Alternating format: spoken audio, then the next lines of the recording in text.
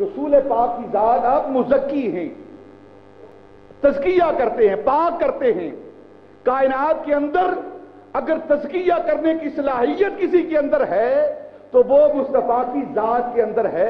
اب آگے مصطفیٰ تاجدار مدینہ صلی اللہ علیہ وسلم جس شے کو مرضی مزکی بناتے جائیں، اصل مزکی آپ ہیں، آگے آپ کے تزکیے کی تجلیات ہیں۔ دیکھیں نا، اولاد پیدا ہوتی ہے لیکن حرام اور حلال، پاک اور ناپاک اولاد ہوتی ہے۔ پاک اولاد کس طرح ہوتی ہے اور ناپاک کس طرح ہوتی ہے؟ حلال کس طرح ہوتی ہے اور حرام کس طرح ہوتی ہے اولاد؟ جو اولاد نکاح کے ذریعے ہو،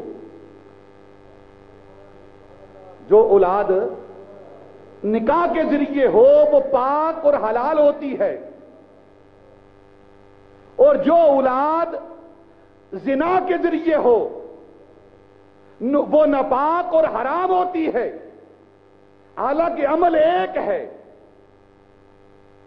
ولادت کا مرحلہ ایک ہے، بظاہر دونوں عمل ایک جیسے ہیں کہ دو زوجین کا آپس میں ملاپ وہ اولاد پیدا کرتا، جو وسیلے کے ساتھ آپ کی نسبت کے ساتھ جو آپ نے مزکی ہیں اس حوالے سے جو اولاد پیدا ہو رہی ہے وہ پاک ہو رہی ہے، کیونکہ آپ مزکی ہیں۔ اللہ رب العزت نے تزکیے کا منصب اپنے محبوب کو عطا کیا ہے۔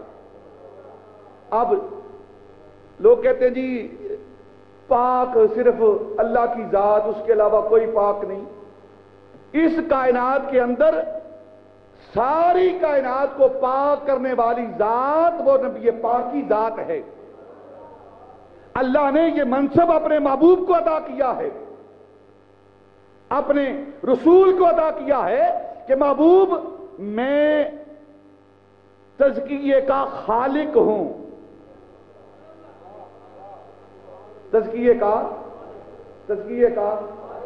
خالق ہوں۔ تزکیہ پاکیزگی میں نے پیدا کی ہے، لیکن تزکیے کا قاسم محبوب تو ہے، قاسم تو ہے۔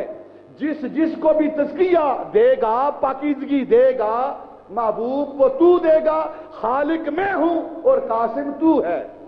یہی وجہ ہے بخاری کی حدیث پاک ہے، اللہ رب العزت کے پیارے محبوب فرماتے ہیں کہ اللہ نے فرمایا واللہ یؤتی وانما انا قاسم۔ بخاری کی حدیث پاک ہے یہ، اللہ فرماتا ہے محبوب دینے والا میں ہوں اور تقسیم کرنے والا محمد تو ہے۔ اب دینے والا، ہدایت دینے والا اللہ ہے، پاکیزگی دینے والا اللہ ہے، لیکن کس کو دینے والا ہے؟ ہر کیا و میں کو نہیں، اپنے محبوب کو عطا کرنے والا ہے، اور محبوب ساری کائنات کو تقسیم کرنے والا ہے۔